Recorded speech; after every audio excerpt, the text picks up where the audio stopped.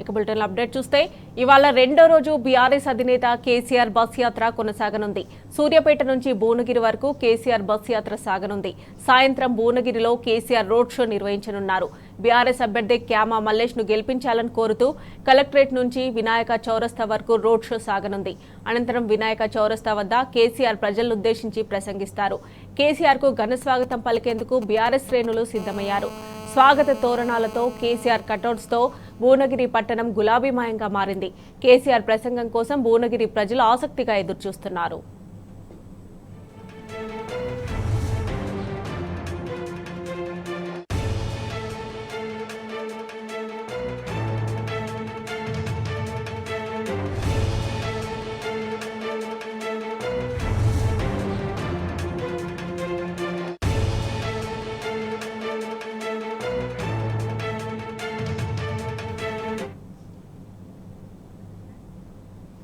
ఇక భువనగిరిలో కేసీఆర్ రోడ్ షోకి సంబంధించి అక్కడ జరుగుతున్న ఏర్పాట్లపై మరిన్ని డీటెయిల్స్ మా ప్రతినిధి రాము అందజేస్తారు. రాము, మమత, నిన్న చూసాం మనం సూర్యాపేట మిరాల్గూడలో ఒక ప్రభంజనం లాగా, ఒక జన సందోహం లాగా, జనవాహిని లాగా కేసీఆర్ గారి బస్ యాత్ర క్యాడర్లో జోష్ నింపింది. కేసీఆర్ గారు ప్రస్తుతమైనటువంటి ప్రతి అంశం కూడా గ్రామంలో చర్చ జరుగుతూ ఉంది. ఈ పార్లమెంట్ ఎన్నికల్లో ఎలాంటి తీర్పు ఇవ్వాలి, ఎలా విచక్షణతో ఓటేయాలనేది కూడా ప్రతి ఒక్కరిలో చర్చ జరుగుతూ ఉంది. ఈరోజు సూర్యాపేట నుంచి నేరుగా భువనగిరి రాబోతూ ఉన్నారు.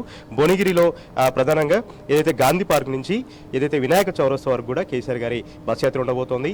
ఈ భువనగిరి సెగ్మెంట్ సంబంధించి దాదాపు 40,000 మంది గులాబీ సైనికులు ఈ బస్ యాత్రలో పాల్గొనబోతా ఉన్నారు. కేసీఆర్ గారి ప్రసంగాన్ని వినబోతా ఉన్నారు. ఈ నేపథ్యంలోనే జనగామ సంబంధించినటువంటి ఎమ్మెల్యే పల్లరాజరెడ్డి గారు ఉన్నారు. అదేవిధంగా భువనగిరి ఎంపీ అభ్యర్థి క్యామ మల్లేష్ గారు, భువనగిరి సంబంధించినటువంటి మాజీ ఎమ్మెల్యే పైలేశేఖర్ రెడ్డి గారు ఏర్పాట్లను పర్యవేక్షణ చేస్తూ ఉన్నారు. వారితో మనం మాట్లాడదాం. సార్, నిన్న మనం చూసాం సార్, కేసీఆర్ గారు చెప్తున్న ప్రతి అంశం గ్రామంలో చర్చ జరుగుతూ ఉంది. ఈరోజు భువనగిరిలో కూడా ఎట్లా ఉండబోతుంది రోడ్ షో, టైం షెడ్యూల్ ఎట్లా ఉంది సార్, ఎక్కడి నుంచి ఎక్కడి వరకు రోడ్ షో ఉంటుంది సార్?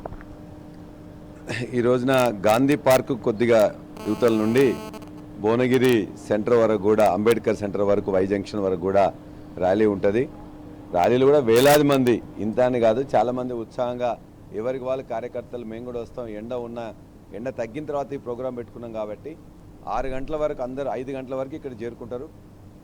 ఇవాళ కేసీఆర్ గారు 6 గంటల వరకు 5:30, 6 మధ్యలో ఇక్కడికి వస్తారని చెప్పేసి అనుకుంటున్నాం. 7 గంటల వరకు ప్రోగ్రాం మొత్తం కూడా అయిపోతుంది. ఇది షెడ్యూలు. వేలాది మంది వస్తున్నారు. ఇవాళ కార్యకర్తలు, క్యాడరు, నాయకులే కాకుండా మామూలుగా ఉన్న భువనగిరి పట్టణం కానీ మిగతా చుట్టుపక్కల అందరూ అనేక మంది కూడా, వేలాది మంది యువకులందరూ కూడా ఇవాళ ఉత్సాహంగా వస్తున్నారు.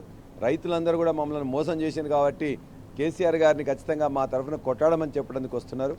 మహిళలు మాకు 2,500 ఇస్తా అన్నాడు, మాకు స్కూటీ ఇస్తా అన్నాడు, మాకు పెన్షన్ వేస్తా అన్నాడు, ఏది చేయలేదు, కనీసం మా తరఫున నువ్వు మాట్లాడాయా అని చెప్పేసి కేసీఆర్ గారిని అడగడానికి మహిళలు కూడా వస్తున్నారు.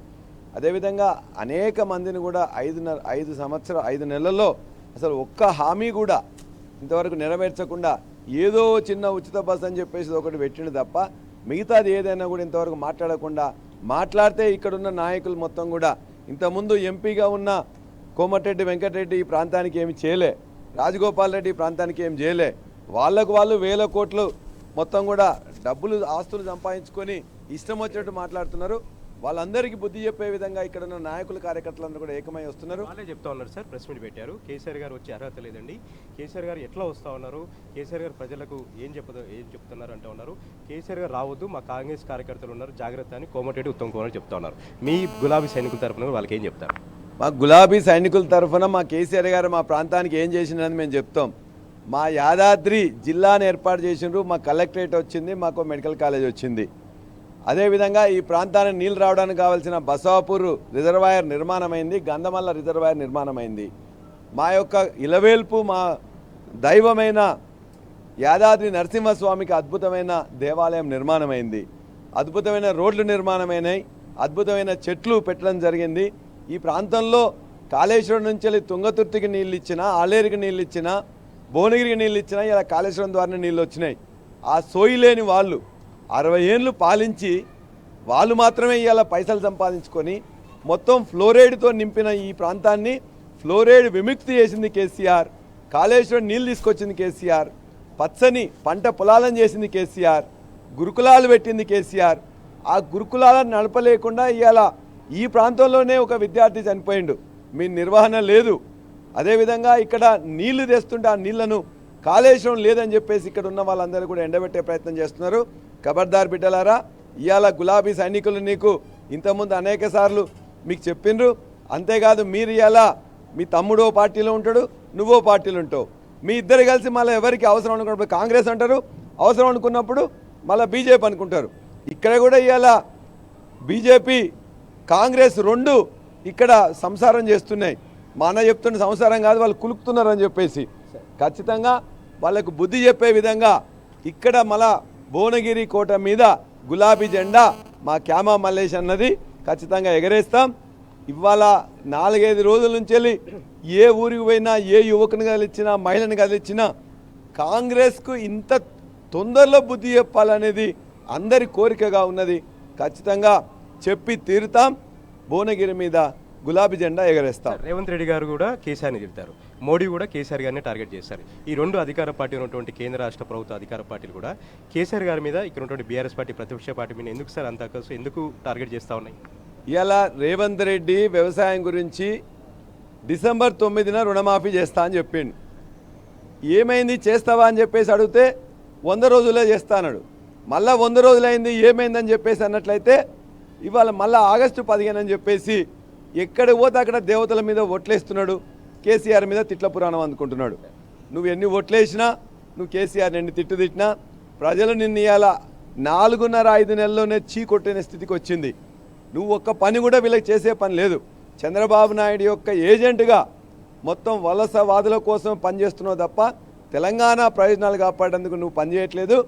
నువ్వు ఒక్క పని కూడా రుణమాఫీ ఇవ్వబోతువి, రైతు బంధు ఇవ్వబోతువి, రైతు బీమా ఎగబెడుతుంటివి, బోనస్ ఇలా రైతులకు 500 రూపాయలు ఇస్తానని చెప్పి 1530 రూపాయలు రైతులకు ఇస్తున్నావు. ఒక్క కిలో కూడా ఇలా కొనట్లేదు. గోనె సంచులు లేవు, టార్పాలిన్ లేవు. 7200 కేంద్రాలు పెట్టినామంటే పెట్టినాం తప్ప ఇవాళ మొత్తం కూడా వాళ్ళు మళ్ళా వాళ్ళందరినీ కూడా వాళ్ళ గాలి కొలి పెట్టేసినావు.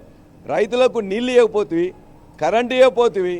ఇవాళ చివరికి పండిన పంట కొనడానికి కూడా నీకు చేతగాక, నీకు నిర్వహణ సామర్థ్యం లేక, అసలు దాని మీద అనుభవం లేక ఇవాళ ఇష్టం వచ్చినట్టు రైతులకు గాలి కొదిలేసిన నిన్ను ఆ రైతులే ఖచ్చితంగా నిన్ను ఏం చేయాలనో, ఏం సమాధానం చెప్పాలనో చెప్తారు. ఓకే, అభ్యర్థి ఉన్నారు, ఎట్లా ఉందండి? ఇప్పటికే జోరుగా ప్రచారం చేస్తూ ఉన్నారు.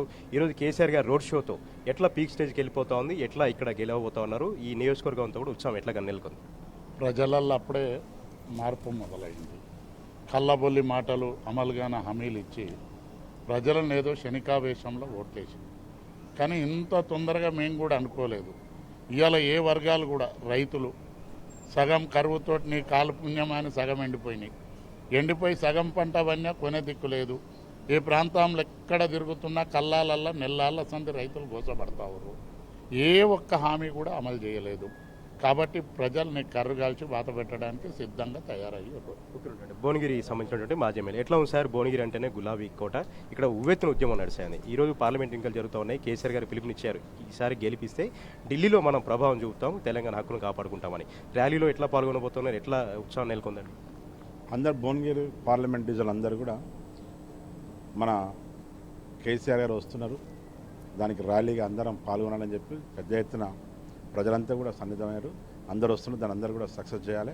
అలాగే మనం అందరం చూస్తున్నాం, గతంలో మన పరిపాలన ఉన్నప్పుడు ఎంత సస్యశ్యామలంగా భువనగిరి కాన్స్టిట్యున్సీ పార్లమెంట్లో రైతులు అన్ని వర్గాల వారు చాలా సంతోషంగా ఉండేటారు. కానీ కాంగ్రెస్ పరిపాలన రాగానే కరువు వచ్చింది, రైతులంతా ఇబ్బంది పడుతుంది. అందరూ అసలు వాళ్ళకి తెలియకుండా ఏదో మాయ జరిగిందా అన్న తీరంలో ఉన్నారు. ఎంత తప్పు అయిపోయింది, ఎంత తప్పు చేసినాం అనేది ప్రజల్లో బాగా ఉన్నది. ఇంత తొందరగా ఏ గవర్నమెంట్ ఇంత నెగిటివ్ రాదు. అంత నెగిటివ్ వచ్చి ప్రజలంతా కూడా మళ్ళీ బీఆర్ఎస్ వెంటే ఉండి మన ముఖ్యమంత్రి వెంటే ఉండాలి. ముఖ్యమంత్రి ఈ తెలంగాణని బంగారు తెలంగాణ సాధించే దిశగా ముఖ్యమంత్రితోనే సాధ్యమైంది అందరూ అనుకుంటారు, కేసీఆర్తోనే సాధ్యమైందని అందరూ అనుకుంటారు. కాబట్టి మీ అందరు కూడా ఈరోజు కేసీఆర్ సభ గారికి అందరు రావాలని కోరుకుంటున్నారు. ఓకే, ఈ విధంగా భువనగిరిలో ఎక్కడ చూసినా కూడా సందడి వాతావరణం నెలకొంది, కోలాహలం నెలకొంది. పెద్ద ఎత్తున కార్యకర్తలు తరలి వస్తూ ఉన్నారు. భువనగిరి అంతా కూడా ఒక రకమైనటువంటి ఉత్సాహమైనటువంటి వాతావరణం మనకు కనిపిస్తూ ఉంది. నిన్న సూర్యాపేటలో చూసాం, మిర్యాలగూడలో చూసాం, ఎక్కడికి వెళ్ళినా కూడా జన సందోహం మనకు కనపడింది. ఇప్పటికే భువనగిరిలో కూడా పెద్ద ఎత్తున ప్రజలు తరలి వస్తూ ఉన్నారు. మరి కాసేపట్లో కేసీఆర్ గారి రోడ్ షో ఇక్కడ ప్రారంభం కాబోతోంది. Over to you.